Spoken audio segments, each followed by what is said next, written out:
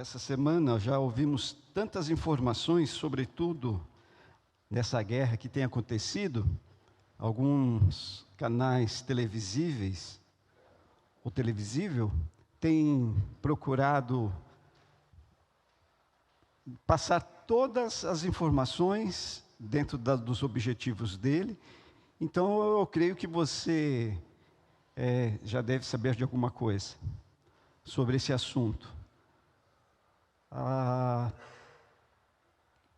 Mas, além dessa questão, tem as questões pessoais, como já foi dito aqui, questões que acontecem aqui no nosso fórum. Embora o Brasil não tenha guerras nesse sentido, como nós vemos lá fora, mas aqui também há guerras, outros tipos de guerras, né?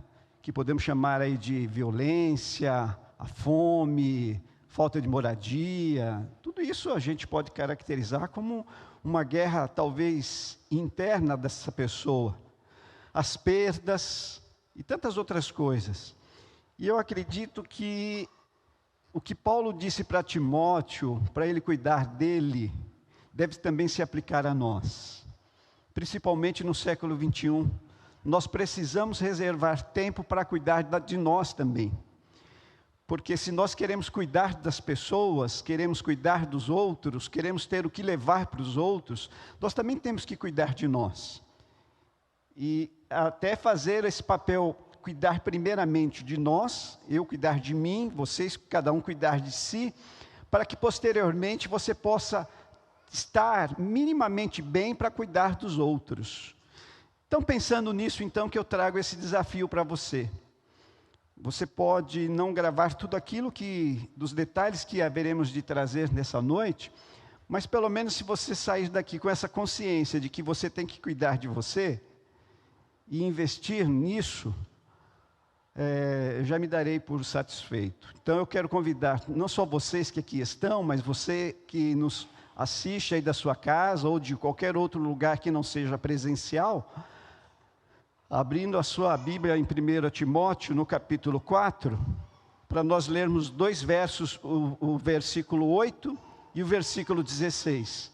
Paulo escreveu duas cartas a Timóteo, e nós vamos ler essa primeira carta que ele escreveu, no capítulo 4, versículos 8 e 16. Para que então possamos ler todos juntos e ter uma participação de vocês também, vamos ler conforme já está projetado ali na tela, esse texto bíblico. Podemos.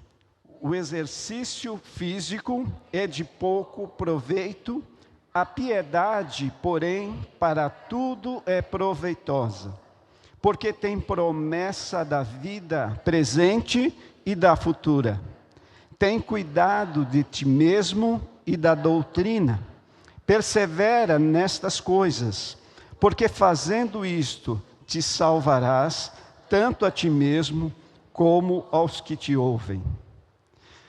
Para aqueles que não sabem, o Timóteo se considerava o pai na fé, o Paulo se considerava o pai na fé do Timóteo. Timóteo, um jovem pastor, e Paulo já com uma idade avançada, tendo já toda uma experiência, tem toda uma liberdade de chegar para o seu filho na fé, o Timóteo, e dar uma série de orientações. Nós lemos apenas um recorte do capítulo 4, mas seria muito interessante você ler todo o capítulo 4, para você se inteirar de todas as recomendações que esse apóstolo traz para o seu filho na fé. Sabendo das dificuldades que o Timóteo estava passando com as igrejas de Éfeso, onde ele tinha a responsabilidade de coordenar. E me chamou então a atenção essas duas menções do apóstolo em relação a Timóteo. O cuidado de si e o cuidado com uma vida piedosa. Talvez você tenha aí escrito de uma outra maneira, mas na realidade o que Paulo está querendo trazer para Timóteo era a necessidade que ele tinha de cuidar de si e cuidar da vida piedosa. E por que isso? Porque Paulo traz essas recomendações.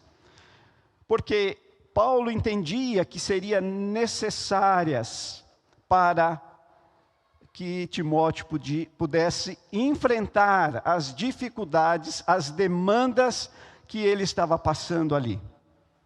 Quando nós pensamos em demandas, são as tarefas, as obrigações, aquilo que nós temos como desafio no nosso dia a dia. E as tarefas do apóstolo, do Timóteo, naquela época, especificamente aqui, estava muito ligada às questões religiosas. Porque o que Paulo está falando para Timóteo é como ele poderia administrar bem as igrejas de Éfeso, nas quais ele tinha responsabilidade de pastorear.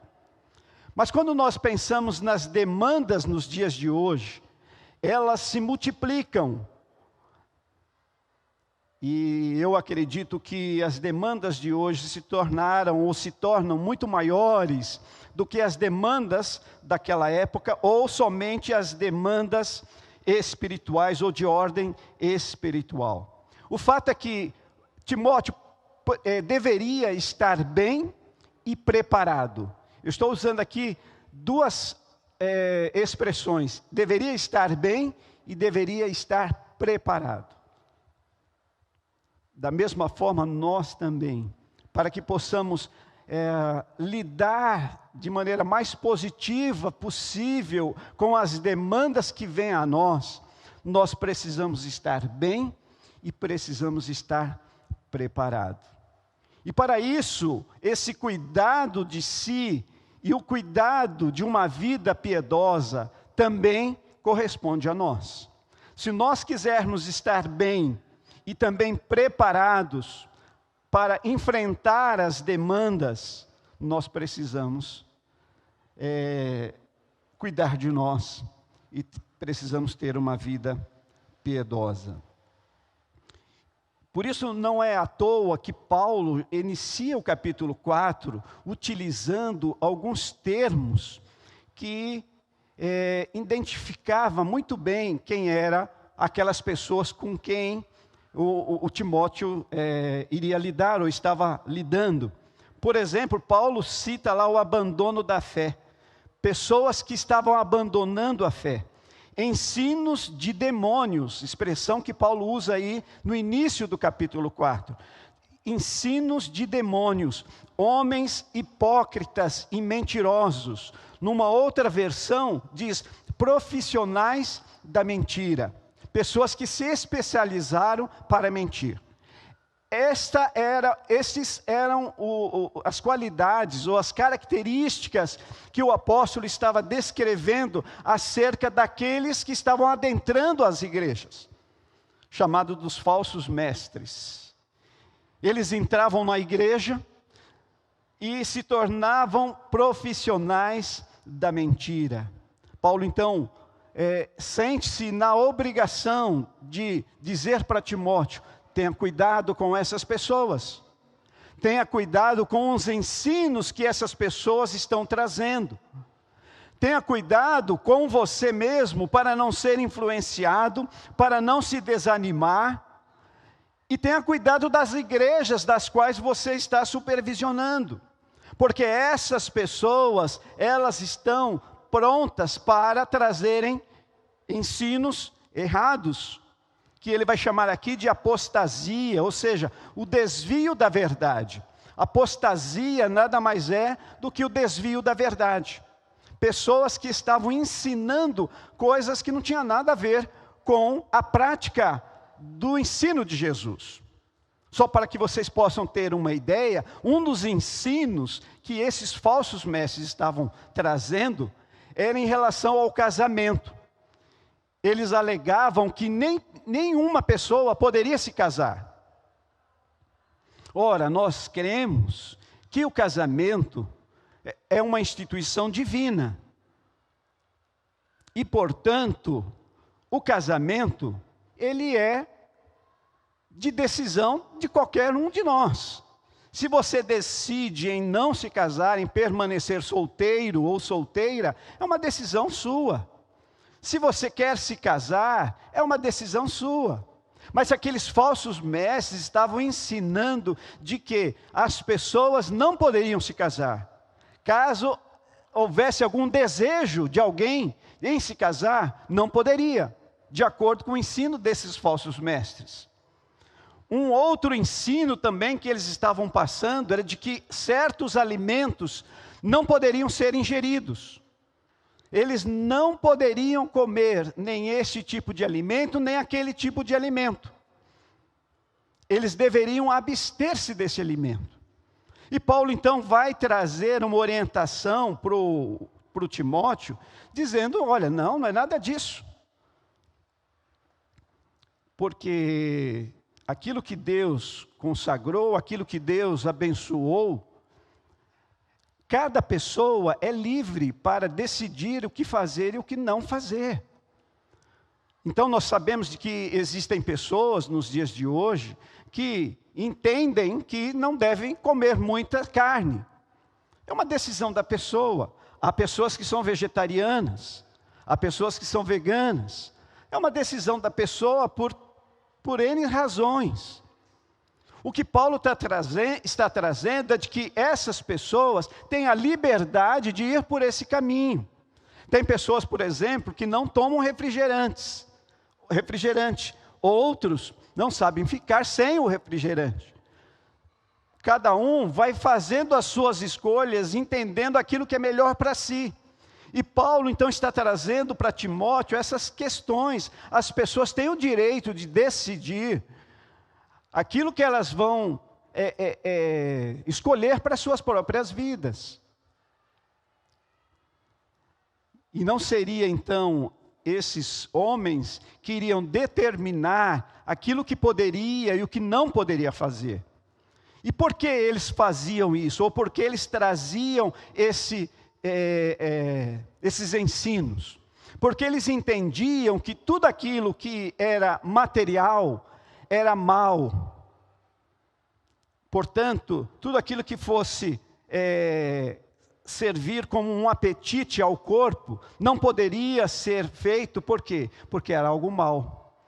Então, certos alimentos era algo ruim, no entender deles, no ensino deles. Era mal para o corpo. Então não poderia ser praticado. O casamento é a mesma coisa. Por quê? Porque era apetites em relação ao corpo, uma necessidade de ter uma companhia, uma necessidade de ter intimidade, uma necessidade de ter a sua esposa ou seu esposo, e assim sucessivamente. E eles então entendiam que todas essas coisas ligadas à matéria, ao corpo, eram nocivas e eram prejudiciais, e era errado fazer isso. E esse então é o ensino que eles estavam passando para aquelas pessoas. Portanto, as demandas daquela situação estavam muito focadas nas práticas religiosas. Mas eu fiquei pensando nas demandas do século XXI. E se nós formos imaginar as demandas do século XXI, elas são muito maiores do que apenas as demandas espirituais. Porque também existem outras demandas. Eu fico pensando as pessoas que estudam. Por exemplo, há muito tempo atrás, não existia essa questão de TCC, não é? De ter que fazer trabalhos longos, de ter que defender uma tese. Essas coisas são coisas recentes, mas que atualmente dá muito trabalho, tem uma demanda muito grande. Em falar de trabalho, o trabalho hoje é um trabalho, porque nós estamos num mundo capitalista, nós moramos numa cidade de São Paulo, então as exigências são bem muito maiores, as demandas que você tem em relação às exigências do trabalho, o cumprimento que você tem de atividades são maiores, não é? Então, se nós formos analisar, as demandas são as mais diversas possíveis. Eu fico imaginando essas pessoas que têm crianças, né? Os pais que têm crianças pequenas, porque geralmente as crianças vêm da escola e traz lá uma série de lições. E os pais então precisam acompanhar essas crianças. Alguns chegam do trabalho, outros chegam da escola, da faculdade, e ainda tem que acompanhar as crianças para dar conta dessa demanda, que são as lições da escola.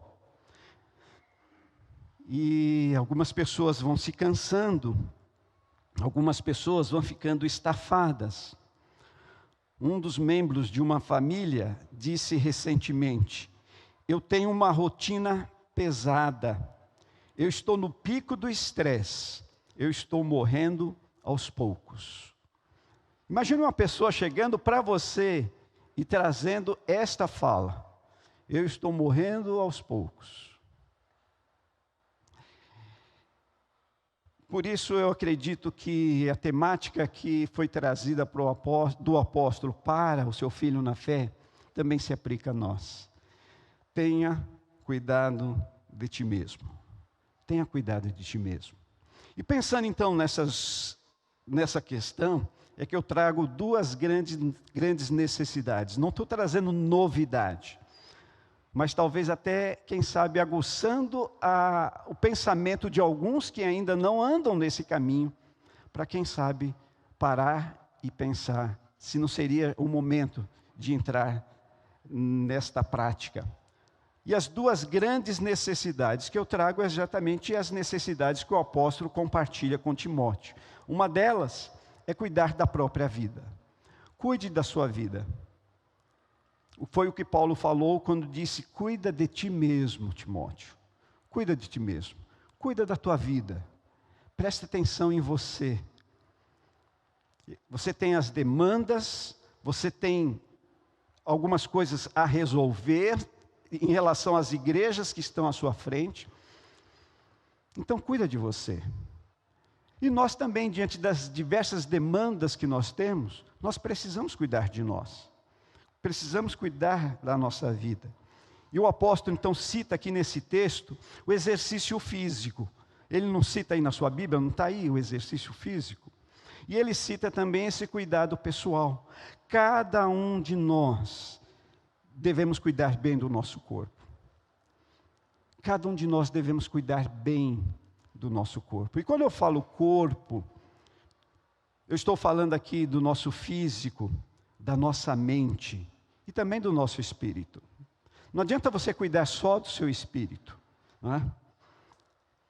Ter uma vida espiritual regrada, né? Uma pessoa de oração, uma pessoa de leitura bíblica, uma pessoa que conhece vários versículos de cor, uma pessoa que está sempre com a igreja envolvida nos trabalhos diversos.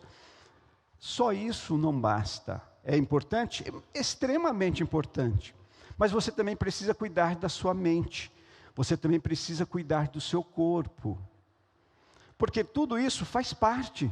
Esse conjunto faz parte da sua vida, é a sua vida. Então eu entendo que quando Paulo traz essa exortação para o Timóteo, cuida de ti mesmo. É como se ele pudesse dizer: olha, cuida do teu corpo, cuida da tua saúde, cuida da tua vida. E pensando então dessa forma, nós podemos citar aqui algumas coisas. Como, por exemplo, uma boa alimentação. Não sei se você tem essa preocupação da alimentação, não é? Ou se você é aquela pessoa que come de tudo porque você não tem preocupação com isso. Nós já sabemos, não é? Nós já sabemos, eu acredito que vocês também já sabem disso, de que com o passar do tempo, a nossa alimentação ela também foi mudando, infelizmente para pior, não é? Para pior. Então, as pessoas lá do passado, bem lá do passado, talvez foram mais privilegiadas nesse sentido, em termos de alimentação, do que nós nos dias de hoje.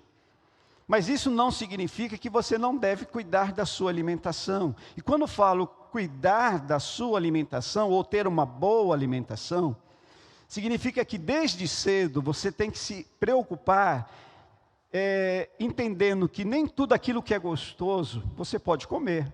E é difícil fazer isso, né? Porque, puxa vida, tem umas coisas que são tão gostosas, né? Mas nem tudo que é gostoso a gente pode comer. Lá em casa nós estamos tendo a experiência de tomar café sem açúcar. Eu digo isso porque para alguns isso é muito comum, para mim é um pouco estranho ainda. Mas nós estamos aprendendo, não é? A tomar o café sem açúcar. Para reduzir essa questão do açúcar no corpo. Isso é se preocupar com a saúde, mas a gente precisa então aprender desde cedo que nem tudo aquilo que é gostoso é bom para se comer. Sendo assim, então a gente precisa entender que algumas coisas a gente pode comer, devemos inclusive comer, algumas coisas a gente tem que eliminar do nosso cardápio. Se nós estamos falando de cuidar do corpo, a alimentação deve fazer parte disso. Por quê? Porque em algum momento da sua vida, o corpo vai falar. Olha, aquela alimentação, ou aquele tipo de alimento que você ingeriu lá atrás, e que você entendeu que tudo bem, que olha, estava tudo ótimo com você, agora eu estou trazendo aqui a conta, para você pagar. E aí a gente quer entender, não é? A gente quer entender por que eu estou tendo isso, ou por que eu estou tendo aquilo. Eu me lembro do Messias, quando esteve aqui falando, né, Messias, dentro de uma visão dos 60 mais, porque é justamente nessa idade dos 60 mais que vão surgindo algumas coisas. Tem pessoas que já começam a falar antes, né, o corpo já começa a falar antes. Então, se já começa a falar antes, a gente precisa atentar para isso. Tem coisas tão gostosas, mas que talvez não possam fazer parte diariamente da nossa vida. Quem sabe você começar a dosar, a equilibrar, a abrir mão de algumas coisas.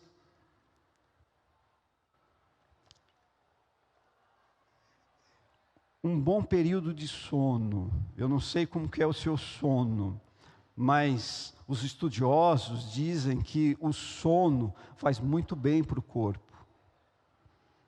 Ah, pastor, eu estou acostumado a dormir tarde, eu durmo lá para as 2 horas da manhã, durmo umas 4 horas. Ora, não sou eu que estou dizendo, são os especialistas que dizem que uma boa noite de sono, ou aqueles que trabalham de noite, né, um bom dia de sono, né, um sono que possa trazer aí um relaxamento para você, um revigorar das energias, isso é muito bom. Então, não sou eu que digo, mas são os especialistas quem dizem que um bom sono reduz o estresse, melhora o humor e ajuda na memória. Reduz o estresse, melhora o humor e trabalha na memória. Ajuda na memória. Então, se você não tem o hábito, né, de dormir um sono bom, e eu aqui não quero ficar dando receitas, olha, o sono bom é X horas, eu entendo que vocês precisam verificar o que é um sono bom. Existem muitas informações sobre isso.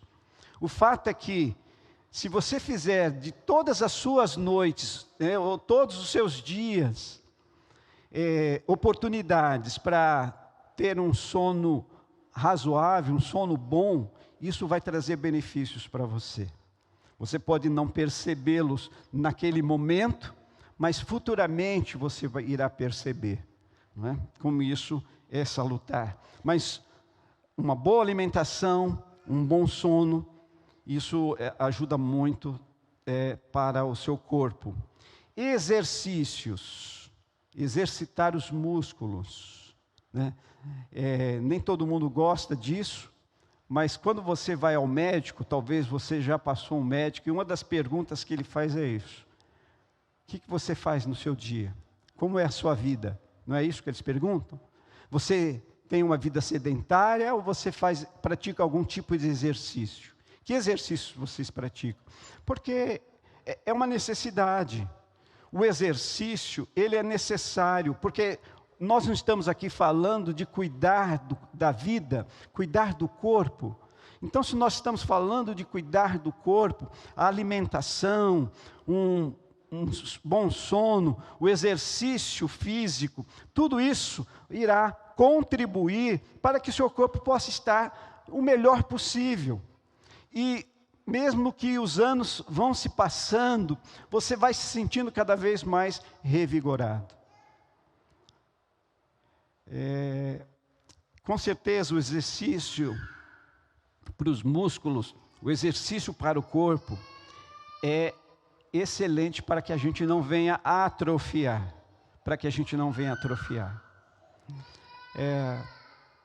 se tornaria até desnecessário nós falarmos, mas vocês têm presenciado, né, tantas pessoas com várias limitações físicas. E muitas dessas pessoas, não todas, mas muitas dessas pessoas vieram por conta de uma vida sedentária. Então, se assim é, por que a gente não muda isso? Se assim é, por que a gente não transforma isso em algo mais útil para nós mesmos? Eu me lembro que, por ocasião da pandemia, onde nós tínhamos que ficar mais dentro de casa do que propriamente fora de casa, eu me lembro que nós, lá em casa, nós ficávamos fazendo caminhada dentro da garagem. Para quem conhece lá a minha casa, a gente ficava fazendo caminhada dentro da garagem, subia a escada, descia a escada, e ficava caminhando ali, e vendo quantos passos a gente estava dando. Porque era um tipo de exercício. E olha que eu não sou modelo nenhum para isso. Estou me desafiando também para isso. Entendendo que é necessário para cada um de nós o exercício físico. É lógico que cada um precisa procurar que modo vai fazer, que exercícios irá praticar, em que período você fará isso, se é de manhã, se é de tarde, se é à noite, se é todos os dias. Temos aí um professor que pode dizer com mais autoridade do que eu sobre esse assunto, mas o fato é que nós precisamos pensar em todos esses aspectos se nós queremos cuidar da nossa vida. Se nós queremos estar bem, nós precisamos cuidar do nosso corpo. Quando eu morava lá na Vila Souza, bem em frente assim, da minha casa, tinha uma outra casa, lembrando um pouquinho essa galeria. Ou seja, era uma casa que ficava no alto, e tinha um senhor já de idade, que todos os dias eu saía, e ele estava lá fazendo os exercícios. Todos os dias ele estava lá fazendo exercício. E eu ficava só contemplando ele fazer aquele exercício, entrava dentro do carro e ia para as atividades. E eu disse comigo, hoje, né, eu digo comigo, aquele senhor lá que estava certo. Aquele senhor estava certo. E se Deus me permitiu olhar para ele todos os dias, se preocupando no seu bem-estar, talvez era para trazer essa consciência para mim do que é necessário fazermos. E isso se aplica a cada um de nós, não é? Então nós temos aí as sextas-feiras, o David está aí coordenando grupos de esportes. Então, de repente, quem sabe, você pode vir às sextas-feiras aí, se juntar a eles, para ajudar na coordenação, mas também para exercitar um pouco do seu corpo, não é? Você pode pensar em outras formas de exercer isso. O fato é que os exercícios praticados de várias maneiras, eles são excelentes para a vida. E Paulo está desafiando Timóteo, cuida do teu corpo. E eu estou desafiando a mim e a vocês, cuida do corpo. Cuida do corpo. De que maneira você vai cuidar pensando na boa alimentação. E quando eu falo de alimentação, eu estou incluindo a água também, né? Minha esposa está ali mostrando, né, a água, e eu até preciso tomar a minha aqui também, não é?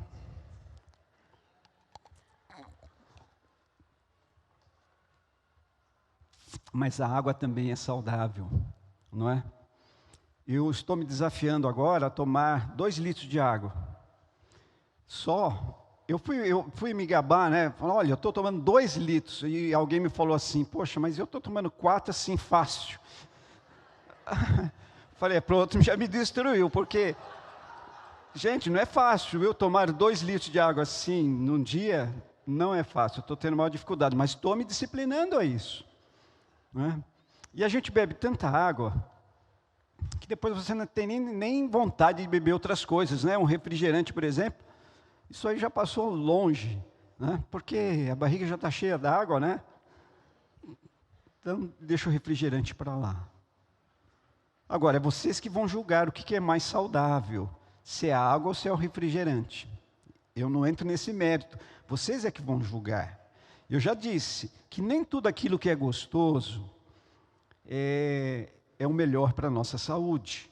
E talvez, principalmente na juventude, o Timóteo era jovem, principalmente na juventude, a juventude pode não perceber tanto essas coisas, mas com uma idade mais avançada, é que você vai perceber certas coisas.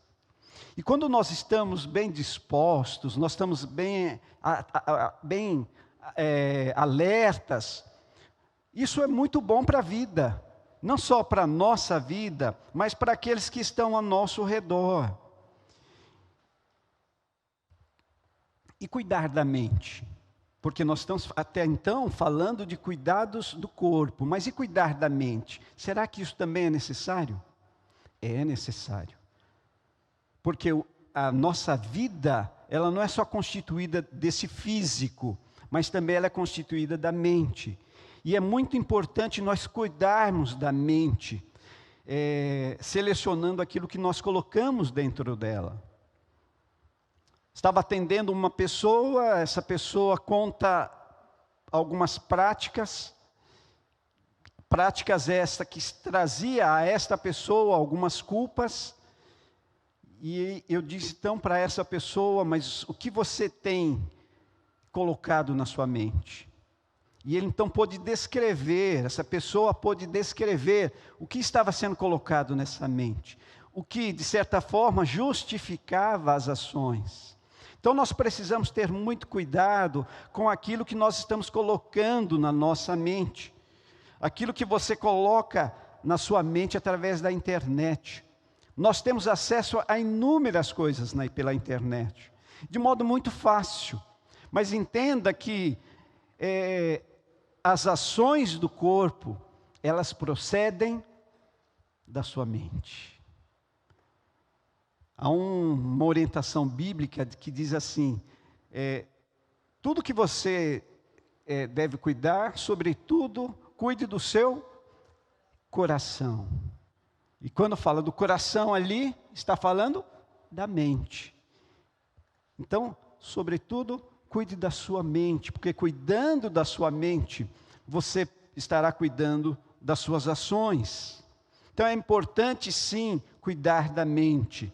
Mente sadia, corpo são. Isso inclui as boas leituras. O que você lê? O que você lê? Isso também interfere, porque aquilo que você vai lendo, aquilo que você vai vendo através das revistas, vão, de alguma maneira, alimentando a sua mente.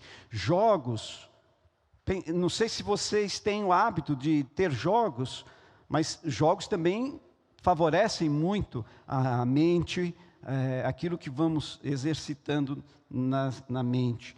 Mas são formas para você exercitar a mente, isso de fato é muito bom, bem-vindo. Terapia, isso, embora haja resistência, né, de muitas pessoas, né, em ter uma terapia ou passar por uma terapia, mas isso é muito bom para a mente. Isso ajuda muito a você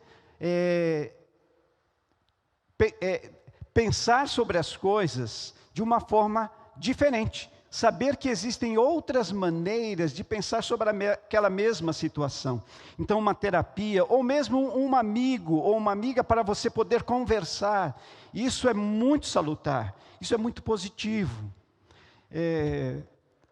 Por quê? Porque você vai, desde criança, aprendendo uma série de coisas que você vai internalizando em você, e você depois vai crescendo e vai reproduzindo aquilo e leva para a vida adulta.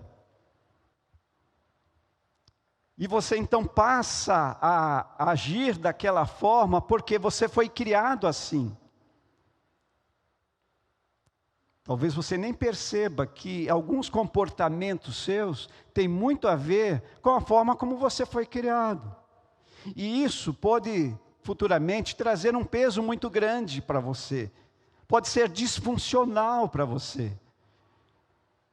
Então, uma conversa com alguém, pode ser até com um amigo, uma amiga, é nessa hora que essa pessoa de fora poderá te ajudar a pensar em outras possibilidades de ver aquela mesma situação. E às vezes coisas simples que você só está enxergando aquilo, e uma outra pessoa de fora pode levar você a pensar em outras possibilidades. Eu compartilho rapidamente uma situação que eu vivi com a minha mãe, em termos da idade, porque minha mãe tem uma idade cronológica, mas no RG é uma outra idade. E a gente sempre ficava nessa briga, né? De idade, eu ficava brigando com ela. Não, mãe, o que vale é o documento está dizendo que você tem essa idade. Não, mas eu não tenho essa idade, eu tenho aquela. E eu estava numa briga comigo mesmo sobre isso. Aí eu procurei a Luciana, né? Conversei com ela. Luciana, está acontecendo isso, e a Luciana usou esse termo, né? Deixa a bichinha, se a bichinha quer ter essa idade, deixa a bichinha ter essa idade. Isso fez um sentido enorme para a minha vida. Um conselho, uma orientação de alguém, pronto, abriu a minha visão e hoje eu deixo a bichinha até a idade dela. Isso não me estressa mais. Isso não tira mais o meu sério. Você tem essa idade? Você tem essa idade, ok. E é a idade dela mesmo. O documento, quando nós estivermos envolvido em alguma situação que precise do documento, ok, vai valer o que está no documento. Mas na mente dela, ela tem aquela idade. E ela fica tranquila, eu também fico tranquilo, e pronto, resolvemos uma situação. Mas vejam só, uma conversa. Uma conversa foi suficiente para nós resolvermos uma situação. Então, às vezes, é importante para você também conversar, colocar na mesa aquilo que vai na sua mente, no seu coração. Pega um amigo, uma amiga aí que você queira, ou mesmo uma terapia, vai fazer um bem danado para você. Nós estamos falando aqui de cuidar do corpo e cuidar da mente, porque isso trará benefícios para a sua vida, não somente para a sua vida, mas para aqueles que estão ao seu redor. Mas a outra necessidade, a primeira necessidade qual é?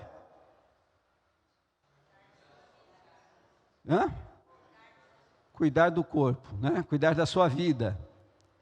E qual é a segunda? Cultivar uma vida de piedade. Porque essa foi a orientação que Paulo deu. Além de você cuidar do seu corpo, procure ter uma vida de piedade. E quando se fala aqui de vida de piedade, nós estamos falando de uma vida de devoção, de apego a Deus. São exercícios espirituais que estão no Evangelho e que irão lhe ajudar a permanecer firme e evitar os desvios. Porque o que estava acontecendo naquela época? Pessoas estavam ensinando falsidade, inverdades. O apóstolo Paulo então diz para Timóteo: tenha uma vida de piedade, ou seja, cultive uma vida de piedade, de apego a Deus, de devoção, e Ele, o divino, vai te capacitar. O divino lhe dará a sabedoria para que as tomadas de decisões sejam as mais sábias possíveis. E é isso que Paulo falou para Timóteo, é isso que a palavra de Deus está a falar conosco.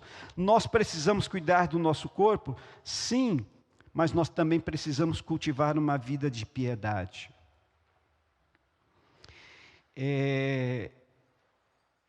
O Evangelho, ele foi transmitido para o Timóteo, e Timóteo, então, estava recebendo agora de Paulo a oportunidade de compartilhar desse Evangelho para outras pessoas.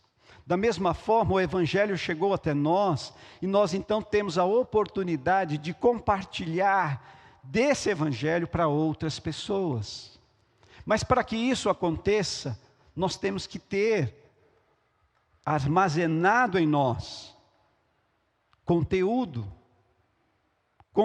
não de nós mesmos, mas conteúdo daquilo que nós aprendemos acerca da vontade de Deus.